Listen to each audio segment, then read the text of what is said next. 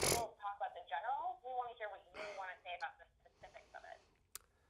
Um, so the beginning of a dining experience is very important, that you do what you say when you say you're going to do it. So getting people sat, having that first greeting, meeting that person, getting their drinks in time. I mean, I just was out last night. It took, somebody ordered a drink and it came 15 minutes later. It's unacceptable. And there's a whole list of reasons why it could happen, but it usually comes down to understaffing or that person having too many guests or so many tables and no one to back them up. So, these things are important. Sense of urgency is important.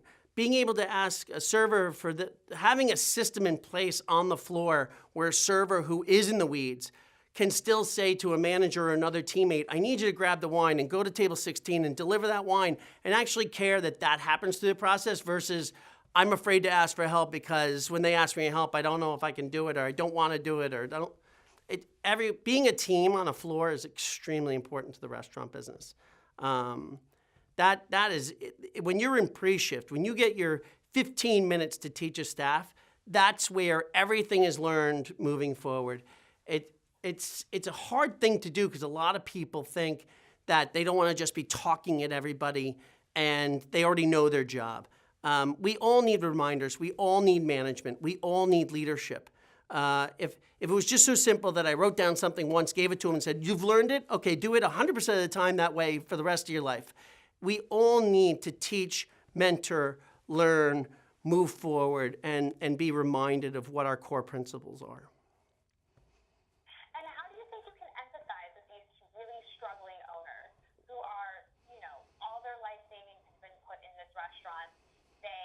Their family relationships are falling apart because of it. How can you empathize with them, and what can you bring to the table with that? Well, I've had many more failures in my life than successes, so that's an easy one to draw on. But you have to pick up and you have to understand that just because your effort is huge doesn't make it right. And you have to be able to listen to people's opinions, right, wrong, or indifferent. You have to be able to empathize with their opinion to decide which way you wish to go. There needs to be one chef in the kitchen. And I know it's a corny phrase, but so many people want to cross-dimension the leadership and say the chef is this part and the GM is this part and the owner is this part.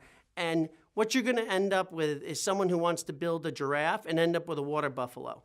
You've got too many people giving direction, and if those three people are talking to all your staff, the same message is usually going to be told three different ways.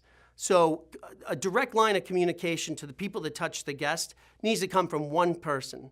That can be a combination of 20 people as long as the direction's coming from one person. And that's a big problem in the restaurant business. And one that I'm sure your show is going to touch on very much. You've got to have one voice. That voice can be the combination of a lot of people in charge, whether it's the guy with the money or the guy with the vision or the guy with the food, but it needs to be, even if it's more than one voice, it needs to be the same message. And that's something very important. I agree. Any other things you feel like that make you a unique restaurateur, and what you can bring to the job, what you can bring to the table with this? You have a lot of experience. And also, do you have cooking experience, or are you mainly the business restaurateur side of it? So I've cooked in my life, but I really only learned the cooking so that I could empathize with that side of the business very early on. That's why I went to France right after college. Some of my best friends are chefs, which is a very rare thing in this life, to be a front of the house person and be friends with the chef side of the people, because it's a very different mentality. But it's one that I respect greatly, and that's a hard job.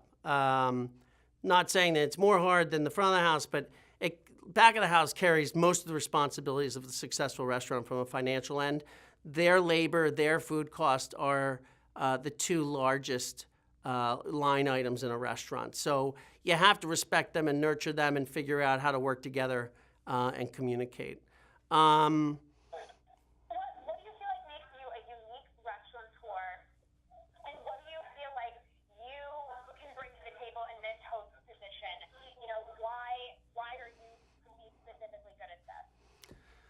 think I'm an excellent communicator. I think I understand the restaurant business from A to Z.